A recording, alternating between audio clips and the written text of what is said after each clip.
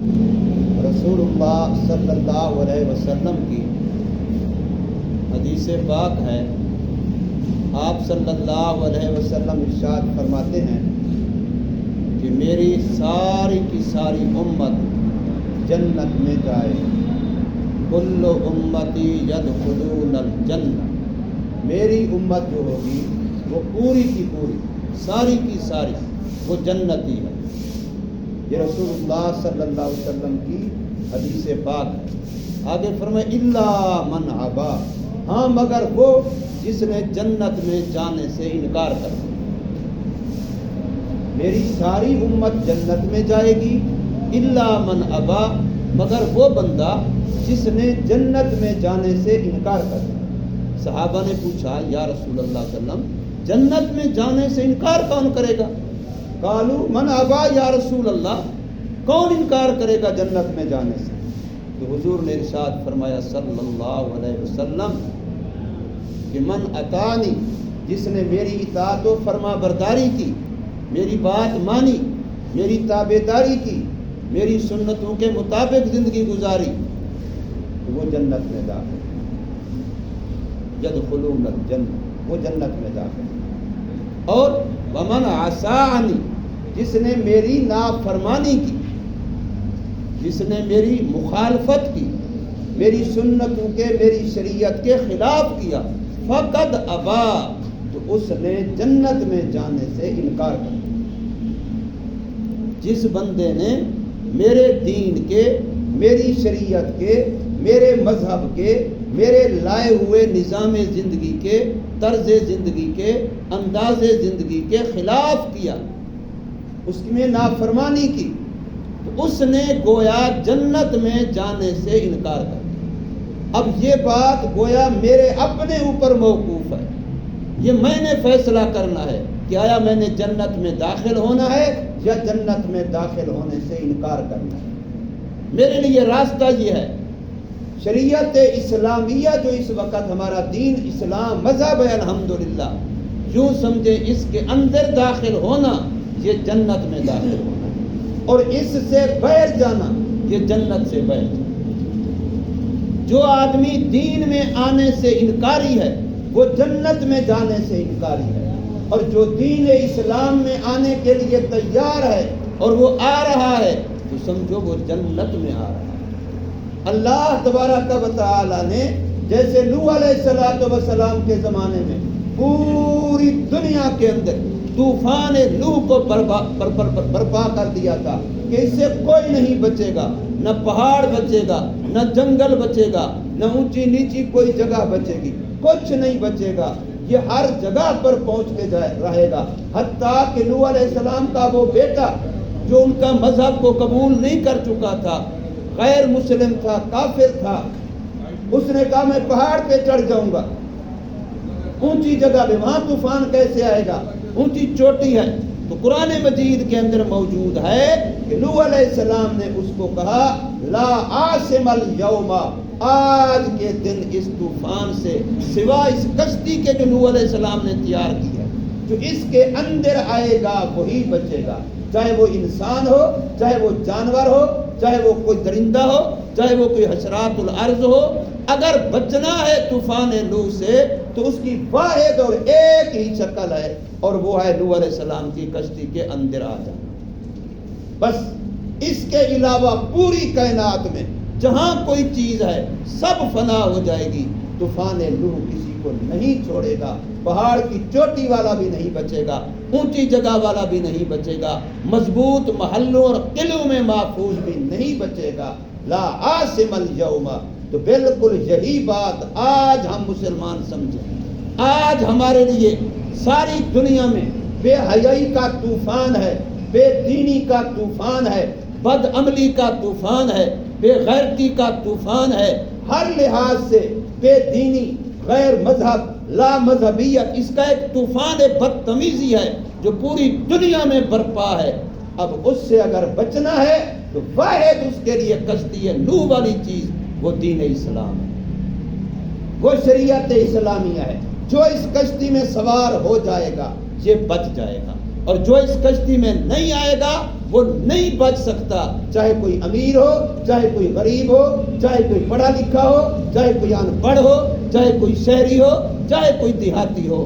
اگر اس سے بچنا ہے تو پھر اس سے بچنے کا واحد راستہ وہ دین اسلام، اور اللہ نے ہمیں یہ دین اسلام رمضان مبارک کے مہینے میں دیا۔ قرآن مجید کتنی جگہوں پر بار بار کہہ رہا ہے کہ اللہ نے آپ کو قرآن دیا ہے، رمضان میں دیا ہے، اللہ نے آپ کو قرآن دیا ہے، لیلۃ القدر میں دیا ہے، اور لیلۃ القدر کو اللہ نے رمضان میں رکھا۔ انا انزلناہ فی لیلۃ القدر وما ادراک ما لیلۃ القدر لیلۃ القدر خیر من الف شہر۔ اب یہ اللہ پاک بتلا رہے ہیں شہر رمضان الذی انزل فیہ القرآن ھدی للناس وبینات من الھدی والفرقان۔ بار بار اللہ پاک فرما رہے ہیں کہ اس قرآن کو، دین اسلام کو، شریعت محمدیہ کو ہم نے مسلمانوں کو دیا ہے، زمین پر اتارا ہے، وہ رمضان ہے۔ تو رمضان مبارک کا مہینہ اگر ایک مسلمان اس رمضان مبارک کے مہینے میں بھی اپنے قبر کی فکر نہیں کرتا، اپنی آخرت کی فکر نہیں کرتا، اپنے لیے اگلے جہان کی تیاری نہیں کرتا، اپنی موت اس کو یاد نہیں آتی، اپنا کفن اس کو یاد نہیں آتا، اس دنیا سے جانا یاد نہیں آتا، دنیا کی بے وفائی یاد نہیں آتی، دنیا کا فانی ہونا یاد، یہ بھی میرا، یہ بھی میرا، یہ بھی میرا، یہ بھی میرا، یہ سب جھوٹ ہے۔ عجیب سی ایک حکایت لکھی ہے، یاد آ گئی ہے مجھے، ایک عجیب سی حکایت لکھی ہے۔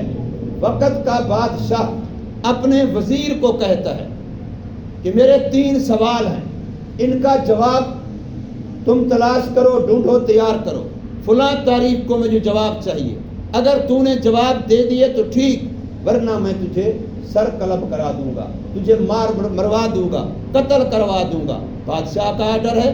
اب وزیر کو اس نے سوال بتائے۔ نمبر 1، ایسا جھوٹ بتاؤ، ایسا جھوٹ بتاؤ جس کو ساری دنیا میں کوئی ایک بھی سچ نہ کہتا۔ جھوٹ ہے، ساری کائنات اس کو جھوٹ کہتی ہے، کوئی اس جھوٹ کا منکر نہ ہو۔ ایسا جھوٹ بتاؤ، اور اسی طریقے سے ایسا سچ بتاؤ، ایسا سچ بتاؤ جس سچ کے بھی سچ ہونے کا کوئی انکار نہ کرتا۔ اور نمبر 3، وہ چیز بتاؤ جس کی وجہ سے انسان جھک جاتا ہے، انسان سب کچھ کرنے پہ تیار ہو جاتا ہے۔ یہ 3 سوال بادشاہ نے وقت کے وزیر کو اپنے کو بتا کے ٹائم دے دیا، اتنے وقت میں تیاری کرو۔ اب وہ بیچارہ تیاری کرتا رہا، کوشش کرتا رہا، لیکن اس کو جواب نہ ملا۔ اب وہ آخری دن ہے، جا رہا ہے بادشاہ کی عدالت میں کہ اب ظاہر ہے اس نے آرڈر دینا ہے، مجھے مروا دینا ہے، جواب تو میرے پاس ہے نہیں۔ اب چونکہ وزیر تھا، لباس بھی بڑا اعلیٰ قسم کا ہے، اور اپنے ساتھ جوتا، کپڑا، کوئی بھی چیز ہے، سواری ہے، سب اعلیٰ درجے کی ہے، اس لیے کہ وقت کا وزیر ہے، حکومت کے خزانے پہ پلنے والا ہے، میری اور آپ کی طرح مزدوری کر کے کھانے والا تو نہیں تھا۔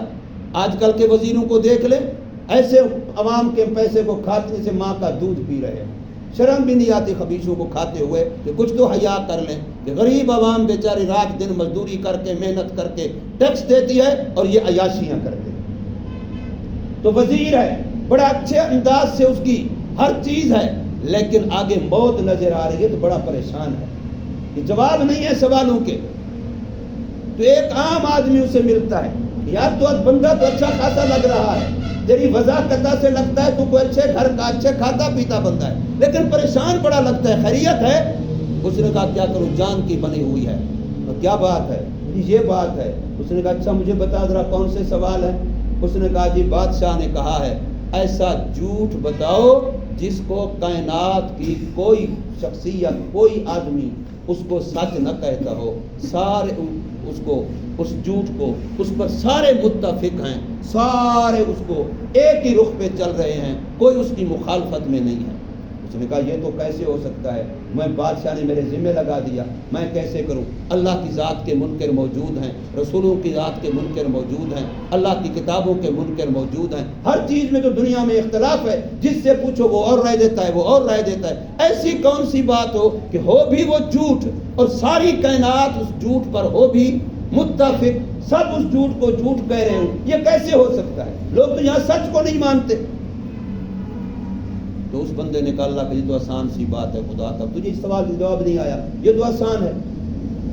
دنیا کے اندر ہر بندہ اپنے پاس موجود ہر چیز کو کہتا ہے میری، یہ کپڑا میرا، یہ رومال ٹوپی پگڑی میری، یہ سائیکل میری، یہ موٹر سائیکل میرا، یہ میرا، یہ میرا، یہ گھر میرا، یہ بچہ میرا، یہ بیوی میری، یہ بیٹا میرا، یہ بیٹی میری، ساری دنیا کہتی ہے۔ یہ سب سے بڑا جھوٹ ہے اور سارے اس پر متفق، حالانکہ کچھ بھی میرا نہیں ہے، سب میرے اللہ کا ہے۔ نہ میرا وجود میرا ہے، نہ میرا کپڑا میرا ہے، نہ میرا بچہ میرا ہے، نہ میری بیوی میری ہے، میری اپنی جان میری نہیں ہے تو میرا اور کیا میرا ہوگا؟ میرا تو کچھ بھی نہیں ہے۔ لیکن جس کو دیکھو پڑھے لکھے سے لے کے ان پڑھ تک، مولوی سے لے کے گناہ گار تک، ہر بندہ کہتا ہے میرا میرا میرا میرا میرا۔ اس میرے والے جھوٹ پر ساری دنیا متفق ہے۔ یہ جھوٹ ہے، یہ دھوکہ ہے، یہ غلط، میرا کچھ بھی نہیں ہے۔ میرا اپنا من میرا نہیں ہے تو میرا کیا ہوگا؟ سب میرے اللہ کا ہے۔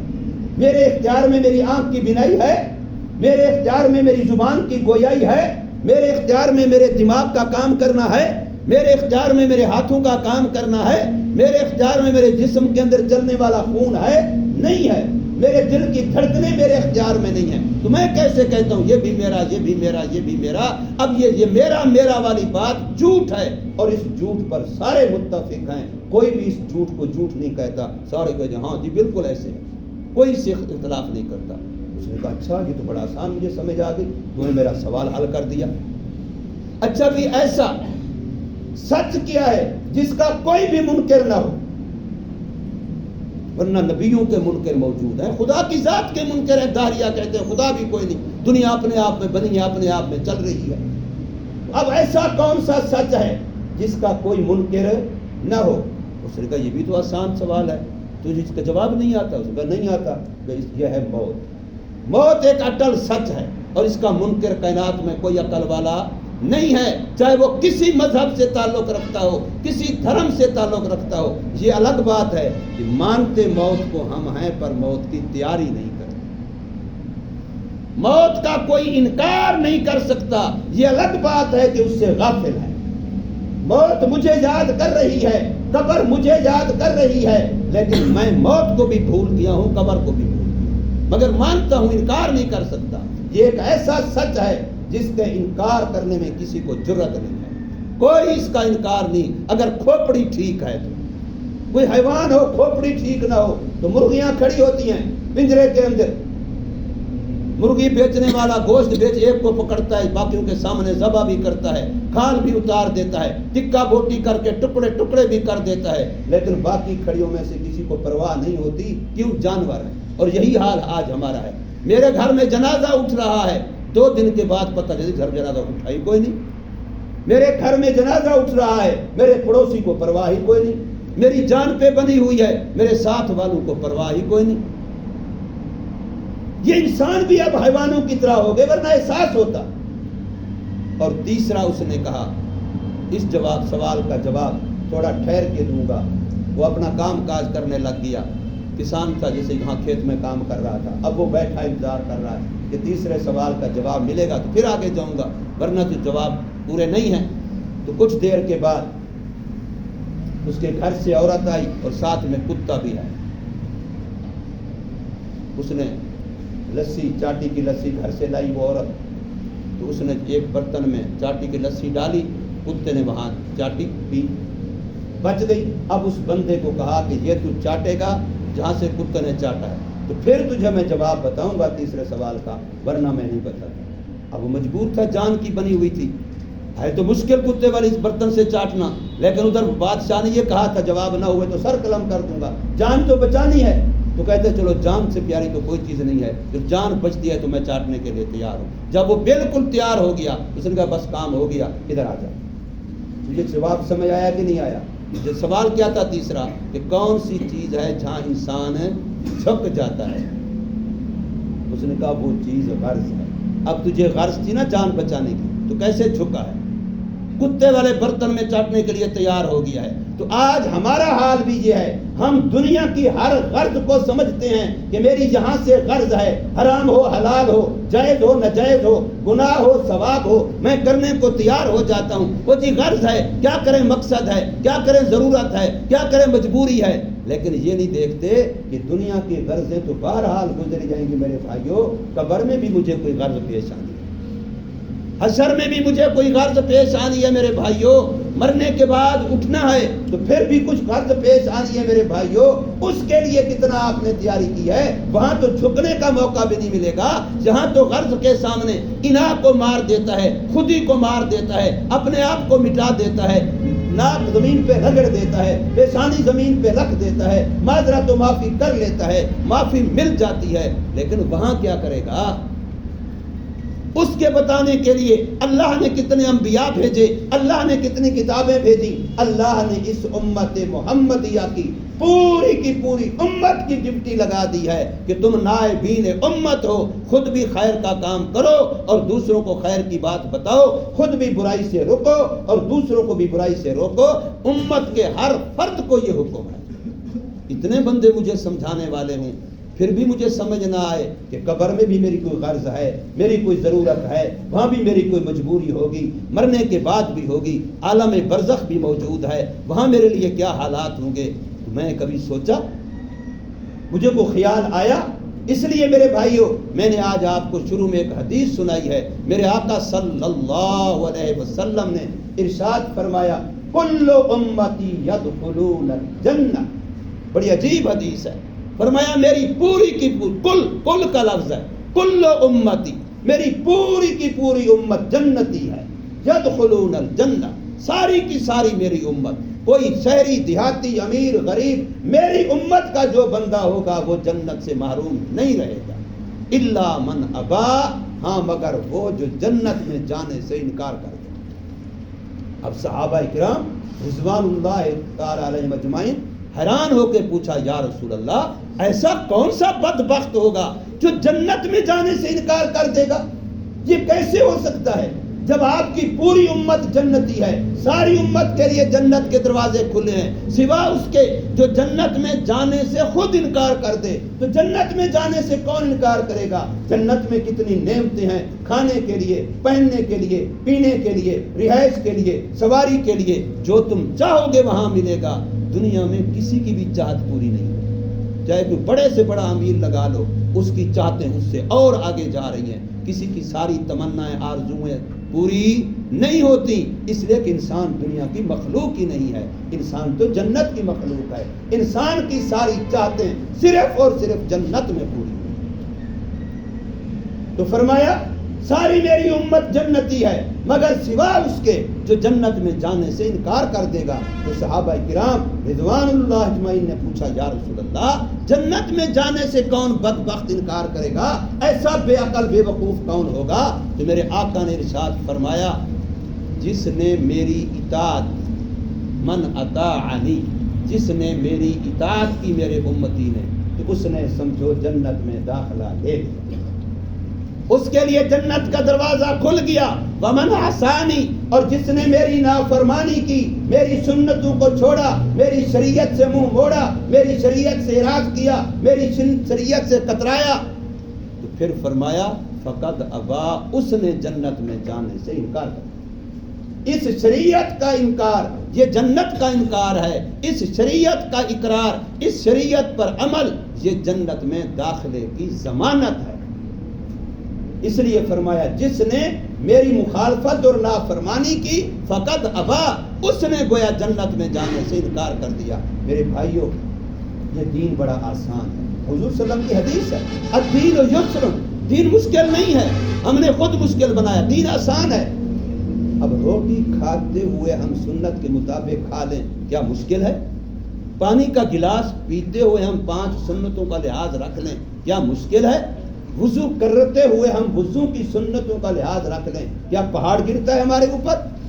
نماز پڑھتے ہوئے، سوتے ہوئے، لباس بناتے ہوئے، اپنے بالوں کے، جسم کے بالوں کو ٹھیک کراتے ہوئے ہم سنت کا لحاظ رکھ لیں تو اس میں کون سا ہمارا نقصان ہوتا ہے، کون سا مجاہدہ کرنا پڑتا ہے، کون سا خرچہ ہوتا ہے، کون سی کوئی فیس دینی پڑتی ہے. لیکن اتنا بھی اگر ہم نہیں کریں گے تو پھر قیامت میں آقا صلی اللہ علیہ وسلم کے سامنے کس منہ سے جائیں گے؟ حضور فرمائیں گے میرے لیے سنت میری اطاعت ہے، جنت کے داخلے کی ٹکٹ میری اطاعت ہے، اور جس نے میری نافرمانی کی اس نے گویا جنت میں جانے سے انکار کر دیا.